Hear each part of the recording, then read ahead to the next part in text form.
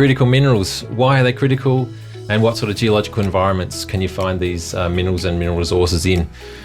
This is the topic for our discussion today. I'm joined here by my Department of Energy and Mining colleague, Peta Abbot, and also from the Australian Critical Minerals Research Centre at the University of Adelaide, we have Associate Professor Carl Spandler, Dr Diana Zivak, and Dr Jessica Walsh. So thanks very much, all of you, for joining me. So Carl, just how many tonnes or how many kilos of rare earth elements are there in a wind turbine? Well, a typical wind turbine, which is a 3 megawatt one, which is the sort you see up and down north and south of Adelaide, has about 700 to 800 kilos of rare earths. Wow, that sounds like quite a lot of rare earths. How many kilos of copper?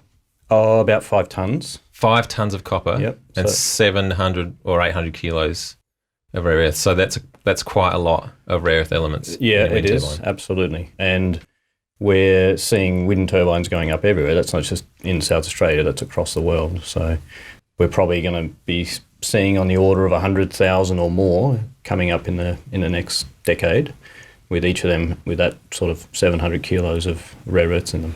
Absolutely. So from a global perspective, in terms of, I guess, supply, that's a lot of rare earths that the world's going to be consuming. Where's it going to come from? Yeah, that's a good question. At the moment, it mostly comes from China. So we produce about 200,000 tonnes of rare earths per year globally, which sounds like a lot, but is not a lot when you start adding those numbers up. And it's not just wind turbines, of course. It's anything with high-powered magnets, so electric vehicles, your phone. So there's little bits of rare earths in your phone, and there's billions of those around the world. So we do need to get more rare earths from somewhere else than where we're currently doing it. So luckily there's lots of sources all around the world. We just haven't started extracting them yet from many of them. So what does it look like by, say, 2030 or, into the future? What are we looking at? 1.5 times, double, triple? What sort of growth are we looking at there? Yeah, it's probably hard to predict because the goalpost for where we're going with renewable energy is changing almost weekly with different policies of different governments. I think we're probably going to need maybe 5 times what we're currently producing. So that's quite a big jump in what we're currently producing. And that will mean that we need more mines coming on board, particularly outside of China. So you talked about other uses of rare earths in renewable energy technologies. What other critical minerals do we need for these kind of emerging technologies for future industries and future growth? So particularly in renewable energy, which is a huge part of it, we're going to need, obviously, the magnets, which need the rare earths, but we need batteries to store any electricity, and that's going to need lots of lithium, which is good for Australia. We're the world's biggest lithium producer at the moment. They also need things like cobalt and graphite, both of which South Australia's got plenty of. So we're going to see big demand for those metals in particular. Yeah, well, I think the other question, we talk about critical minerals. What is so critical about these minerals? Why are they actually called critical minerals? It's not much to do with geology in most cases. It's more to do with geopolitics and economics. So it's really about supply risk. So whether there is a certain jurisdiction of the world or there is some reason why that particular metal or commodity could be at risk of supply. And the other one is the importance of those particular metals. So you mean strategically or technologically, you mean? Both, yeah, and economically as well. But it's a mixture of all those things, but particularly where we want society to be going in the next decade. So it's high-tech, things you need for the high-technology future and for renewable energy particularly. Yeah. I just had another question on the critical minerals. So, look, I understand Australia's got a list of critical minerals and then other countries have different lists of critical minerals. I'm just wondering why that is. Because it is geopolitical. Every jurisdiction really assesses criticality of minerals based on their own economy and their trading partners' economies. So in Australia, we have a list and it has rare earths and it has cobalt and lithium, etc. on it, but there's only two commodities that are actually critical for Australia itself, and that's phosphorus and potassium. or potash for fertiliser. The rest is more to do with our supplying trading partners and for developing society as we want to. So that's really why there is subtle differences between a lot of different areas. So Canada, for example, has copper on their list. We don't. And that's because Canada doesn't actually produce that much copper, whereas we do. Not all minerals are as critical as others, depending on where you are. Is that the idea? Yeah, it's all about your perspective and where you are. Yep, yeah, exactly. Absolutely. So maybe we'll talk a little bit about the research work that you're all engaging at the moment at the University of Adelaide. So, Jess, if we think about rare earth elements in particular, then most of the world's resources, as I understand it, come from igneous-related rocks. So correct me if I'm wrong, but things like carbonatites or alkaline. Thank you, alkaline intrusion, something other kind of pegmatites, things like that, yep, right? Yep. But you've actually been working on quite a different style of rare earth element deposit. Would you be able to just give us a feel for, what you've been working on and what the deposit style is? Yeah, absolutely. So I guess just to jump back a little bit, so if we look at carbonatite, complexes or deposits or intrusions or alkaline intrusions and things like that, these are all super important as well, though.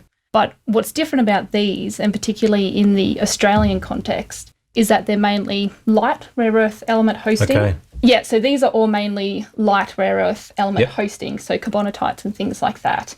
So when it comes to heavy rare earth mineralisation, so if you look at your periodic table and then down the bottom you've got those two rows, they're pretty hard to pronounce some of those elements. Of them. They're impossible, aren't they? Oh, no, I hear different pronunciations, different people as well. I say, is that how you say it? Oh, is that how you say it? Yeah. It depends, yeah. Yeah. So if you look at those two rows and then the one just above, the lanthanides, if you go to the second half of those, they're all your heavies, your heavy rare earth elements. And these things are super critical because there's just the supply is not quite there for them. It's different than the light rare earths? Yeah, that's exactly right. Because of the different geological and setting? magmatic origins. Right. Yeah, that's exactly right. So when it comes to what I'm specifically looking at, I'm looking at unconformity-related rare earth mineralisation. And I guess what's most interesting about this type is it's entirely hydrothermal in origin. So we're really not seeing this magmatic, genetic component to it at all. So it's most interesting because it's heavy rare earth elements as opposed to those lights. So what are some of the geological differences then? Like, why are the heavy rare earths more concentrated in this unconformity style that you're talking about? Yeah, great question. If you knew the answer, your research project would be over, I guess. Yeah, well, postdoc's done. So. Yeah, exactly. So, but maybe if I should have asked, actually, is the geological setting? Yes. Where are you working? Thank you. Yeah, brilliant. So the type locality for the unconformity-related rare earth mineralisation is in Western Australia or North Central Australia. And specifically, if you're looking at locality-wise, it's about 160 k's southeast of a place called Halls Creek. That's within... I know that one. So that's within... everyone knows Halls Creek. Everyone knows most people should know where Halls Creek is. Or quite far south of Kununurra, yep. if that puts a bit more context for people. And so at this locality, we know that there's this, mineralisation style there because it's actually currently being mined. So, there's a company who's working out of there at the minute, and they're called Northern Minerals. And then so what's different about this deposit type is, you've got, it's in the name, right? Unconformity. Yep. We're not here to trick anyone. So you've got, this Archean metasedimentary basement. Yep. You've got an unconformity and quite a large regional unconformity. And then on top of that, you've got a Proterozoic basin. And then when it comes to the mineralisation itself, this largely occurs along the unconformity surface and particularly along, quite vertical faults as well. So we're mainly seeing xenotime. And xenotime is a heavy rare earth element, yttrium phosphate. So that's the main mineralisation type we see there, and that's where all of our heavies, our heavy rare earth elements, are actually constrained in these minerals. In the xenotime in particular. That's right, yeah. So just a couple of kind of broad questions then about that. What are the other fluids, or what are the fluids sources, or what fluids are moving through in order to concentrate these the heavies? Brilliant. Good question. So maybe let's take a step back even and talk about where the rare earth elements are actually from. Where are they from? Yeah. I mean, they're not just sort of floating around, are they? Where are they? Yeah, so we believe that they're in the basement materials, so in this metasedimentary Arcos-type basement. And then so our most recent work is kind of suggesting to us that it's actually in zircon. Mm-hmm. And zircon is, fantastic because it's a great geochronometer. We all know it as the time capsule for for the Earth scientist. And so what we've found within these particular zircon from what's called the Browns Range metamorphics, that's this, our basement material, is that these zircon have really, really high amounts of rare earths in them. So we're expecting these zircons to be both a host and also a liberator of the rare earths themselves. So I guess your question is, how in the world are these actually leached out? Yeah, zircon is not known to be that kind of easily to give away its elements. Usually it's quite a robust mineral. So are these different in some way then? Yeah, so the zircon are, I guess, pretty metamict in that, they've undergone a lot of damage. There's been radiation damage to the lattice. And so what we're expecting is that we've had hydrothermal fluids that have passed through the rock unit itself, incorporated the heavy rare earth elements and taken these up to the unconformable surface, and really then it's precipitated out xenotime along these fractures and along the unconformity surface itself. Mm-hmm. So we're expecting these fluids to be quite saline, like highly saline actually. That's been able to transport the heavy rare earths. And then from above, we've also got another important source that we haven't accounted for yet, and that's our phosphorus. Mm-hmm. So we're expecting that we've got something in the way of a low pH phosphorus-rich fluid coming in from the overlying basin, and then these two fluids, meet together, mix, and then precipitate out the xenotime along the unconformity, and then along the fractures themselves and faults. So it sounds pretty similar to some of the unconformity style uranium systems, and we've had a lot of contact with our friends in Saskatchewan who do a lot in the Athabasca Basin. So are we talking about similar sort of styles here? I mean, or is there just a difference in fluid chemistry that creates something which is rich in uranium versus something which is rich in rare earths, or? Yes. Well, you could take that. So the Athabasca would be a great place to look for this. So there is one known ore deposit in the Athabasca which is very similar, a thing called the Moore Zone, which is also xenotime rich. Mm-hmm. Looks like the same style. Mm-hmm. There is a big difference that the major control on uranium mineralization is a redox change, of course, and rare earths by themselves are not redox. Their solubility is not redox sensitive. It may be indirectly related to ligand control, etc., but we don't think that the redox is necessarily a big deal for the rare earth system. Right. Otherwise, the geological setup, the architecture, the faults, it's all the same. Yeah, and actually a lot of unconformity uranium deposits, you do see anomalous rare earth minerals in there. So the other mineral other than xenotime we see at Browns Range is a mineral called fluorensite, and that's very common in unconformity uranium deposits as well. Mm-hmm. The only thing that can, I guess, redox control in terms of fluid composition would be phosphorus content. Phosphorus is easily dissolved in reduced fluids, whereas uranium, I think, is the opposite, if I'm not wrong. Yep. So that might be a control in the phosphor-rich fluids that come from the basin that sits on top of the Archean basement that Jess is investigating. Yep, fantastic. Mm-hmm. Which is a great segue, actually, into the sort of work that you've been doing. So I understand that phosphorus is a really big element in the kind of style of mineralisation you've been looking at. Diana, would you want to just tell us a bit about that? Yes, so I study a rock type called Phosphorite. And when I first... The name says it all, yeah. Oh, yes, that's right. There's a lot of phosphor in these. So when I first started this project, Carl told me about it, and I had to actually Google what a phosphorite was.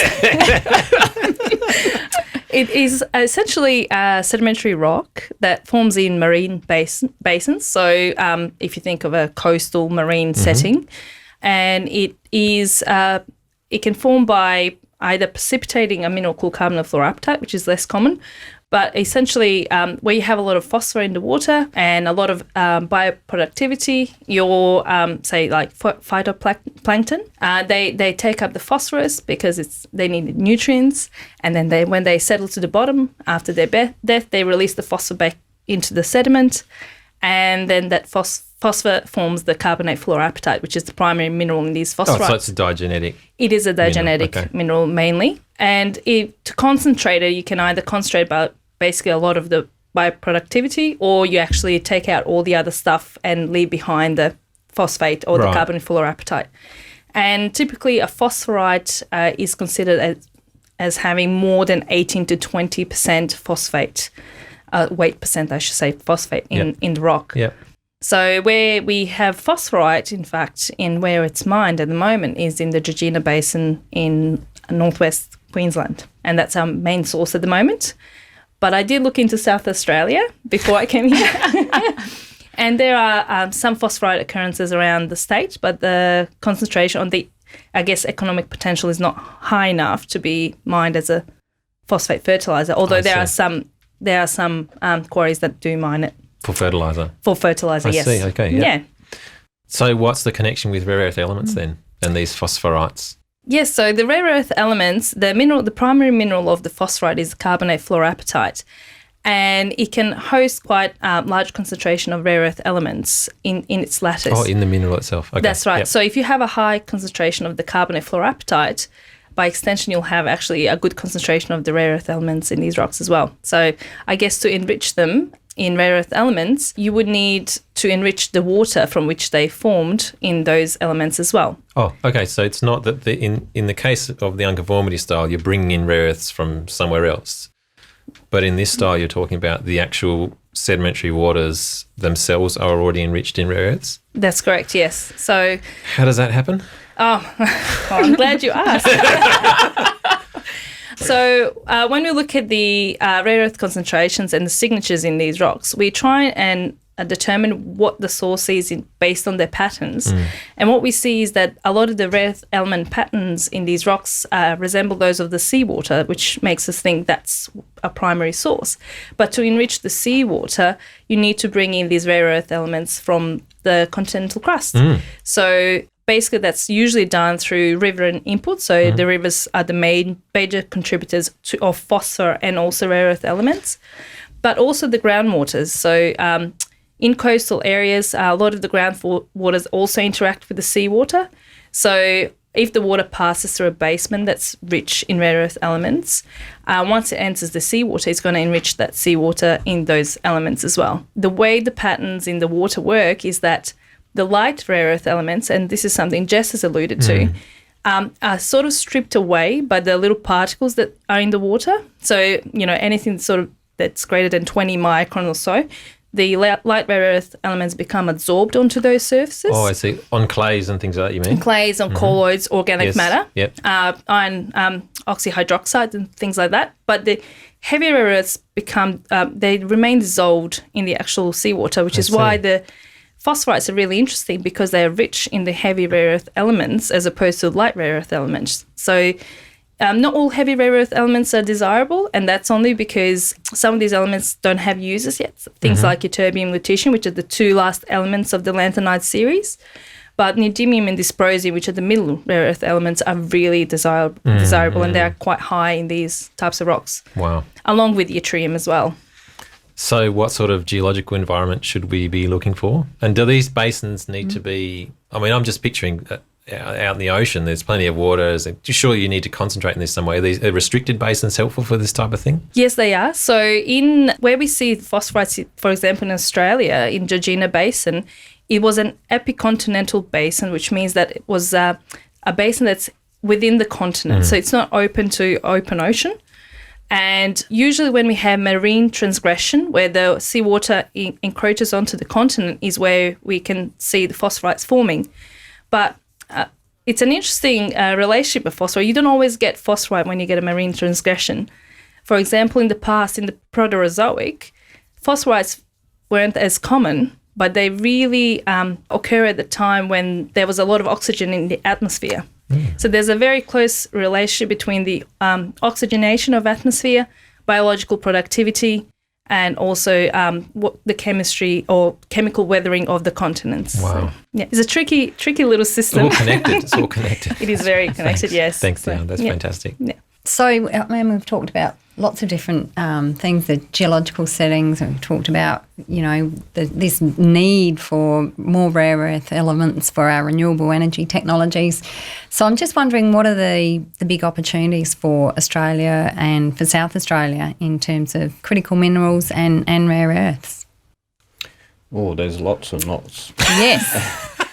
This is Well, what we please want. tell This us. is what we wanted to Don't hear. hold back, Carl. Now's your chance.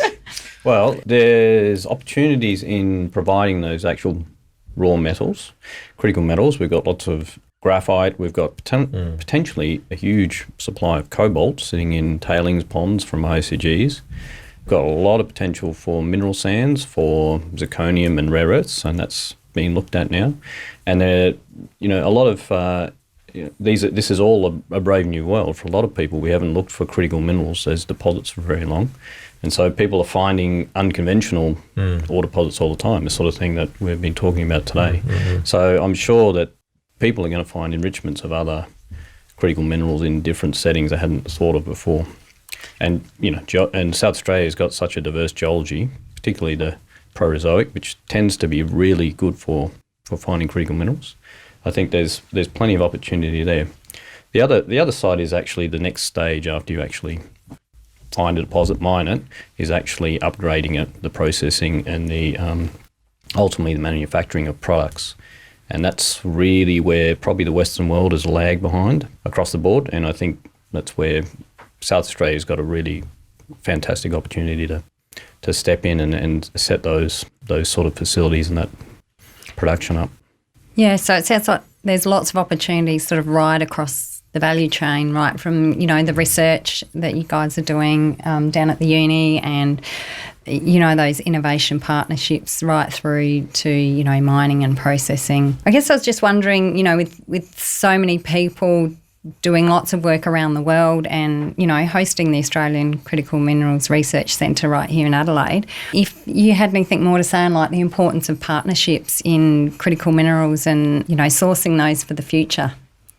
Yeah, absolutely. I mean, it's too much for one group to do, and there's, we all know how it goes when multiple groups are doing the same thing in isolation. It's just nowhere near as productive as getting together and collaborating, and we're certainly looking to do that. We build partnerships with them, and we build partnerships with the South Australian Museum, and we've also got very big initiatives going at the moment, building partnerships across the country with other universities. So we've got a Centre of Excellence, ARC Centre of Excellence bid going in for critical minerals at the moment. So that involves, lots and lots of companies and organisations across the country and across the world, actually. So it is becoming really an international push, which is really where we need to go. Excellent. Yeah, Well, all eyes on us. Yes, exactly. Great. Thanks so much for your time, everyone. It's been a real pleasure to talk with you. So thanks for coming in. Thank you. Yeah, thanks. Yeah, thanks Thanks for a having lot us. for the opportunity. It's great. Yep, thanks. Cheers.